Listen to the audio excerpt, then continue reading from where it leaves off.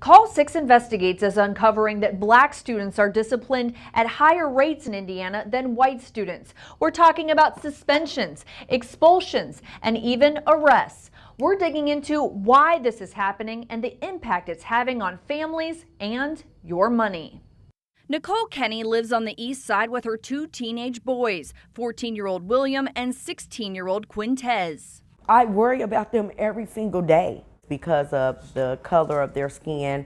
They already stereotype before they get into the school. Both boys have been disciplined in school. Most recently, Quintez received a 15-day out-of-school suspension. William got 10 days. Nicole says Quintez stood up for his brother who was being bullied, but the bully, who is white, was back in school after 3 days. That was very discriminating. That was very treated unfairly. We don't want to see our young black boys out here in the streets. You suspending them for 10 days, what good is that going to do for them? That means they're at home, they have nothing to do, they're more easy to go out here and commit a crime. Both boys have changed schools several times and say they want to learn. So when I got suspended in 2 weeks, I was like, dang, I'm not going to be in school.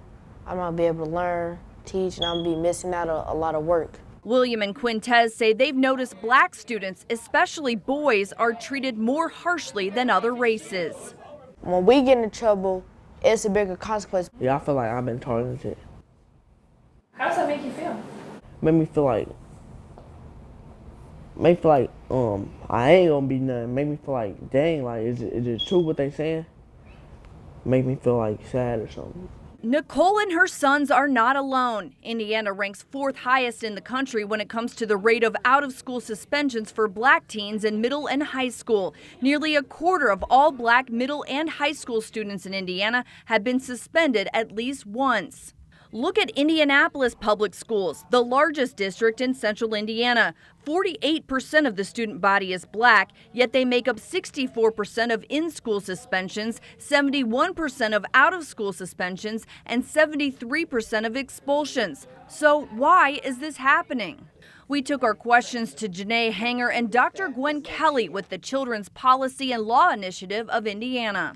We got to take a really hard look at when we bring down that hammer. They say one reason for the disparity is zero tolerance policies that don't take into account why students behave a certain way.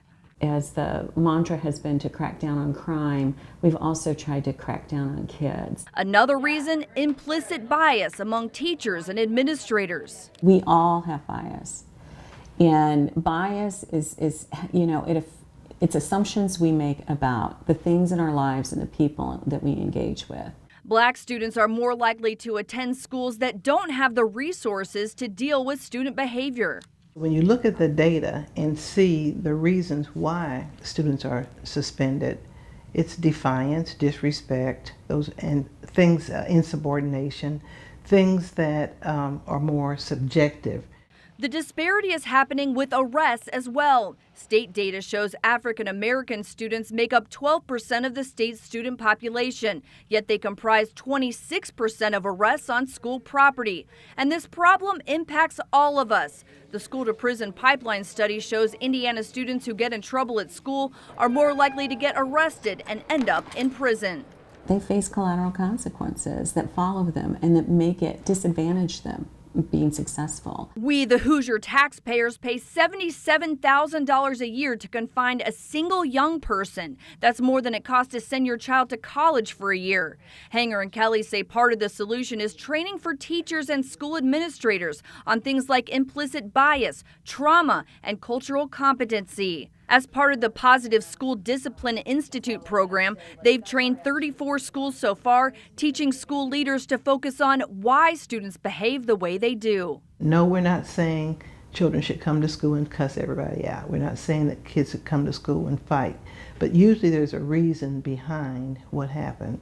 Nicole Kenny says a lot of it comes down to cultural and communication differences. She says another solution, schools need to hire more staff that come from the same background as their students. Dig down and see what the problem is. Some of these kids are waking up every day in an abandoned house and coming to school. These teachers don't know that. Some of these kids come home every day to no food. So I feel like if they have more teachers and more counselors in the school that come from the environments in the neighborhood that these kids are coming from, they will have a better understanding and they will have a different discipline plan for these children. Some of the solutions to the state's discipline disparity include more training for teachers and administrators, as well as bringing in more counselors. We headed inside this high school in Indianapolis to find out how they're taking a unique approach to help students who've been in trouble before. On the west side near the White River sits a school that does things a little differently. This is Indianapolis Metropolitan High School, or Indy Met for short, home to 270 students. 92% of them are students of color, like Kirsten Manuel. She's whipping up smoothies as part of her job in the school's coffee shop, but her high school journey has been anything but smooth. So I got in a lot of trouble, got in a lot of fights. Kirsten was expelled from a public school district in which black students make up 68% of expulsions and only 40% of the student population. The teachers really gave up on me. I have anger issues, so and not really be able to control them. I just popped off easily. Nearly all of the students here have a barrier of some kind, including homelessness, teen pregnancy, or involvement in foster care or the criminal justice system. Most come as juniors or seniors. The juniors on average have been to 2 other high schools before they get to us, and the seniors on average have been to 3 other high schools. Principal Christina Lear says Indy Met helps students address things like anger and trauma. In this room, a staff member meets with students to talk about their feelings. What we're trying to teach students is that you don't need to get in a fight, you don't need to yell at anyone. You can work it out together through communication skills. But communication skills are something you have to teach. It's not something that always comes naturally.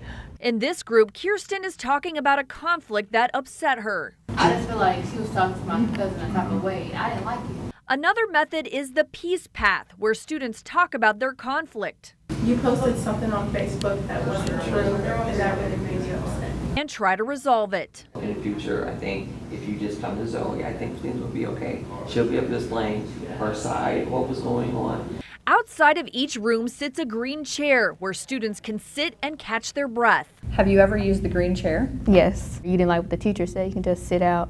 They can have a green chair pass, sit out 5 minutes, calm down, collect yourself, go back in. Indy Met participated in a year-long training through the Positive School Discipline Institute. Since Indy Met started these restorative practices in 2017, they've reduced out-of-school suspensions by 51% and expulsions by 81%. What does that say to you? It says that it's working. It says that students want to learn, they want to graduate, they want to be successful, but sometimes they need extra supports and teaching to be able to do that.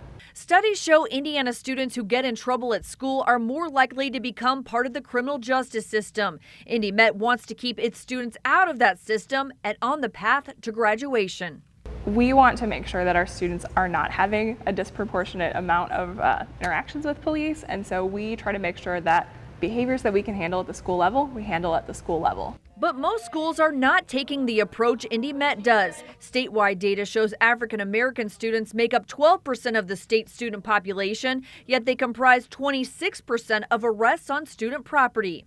It's a huge problem. Jane Henniger is the executive director of the ACLU of Indiana.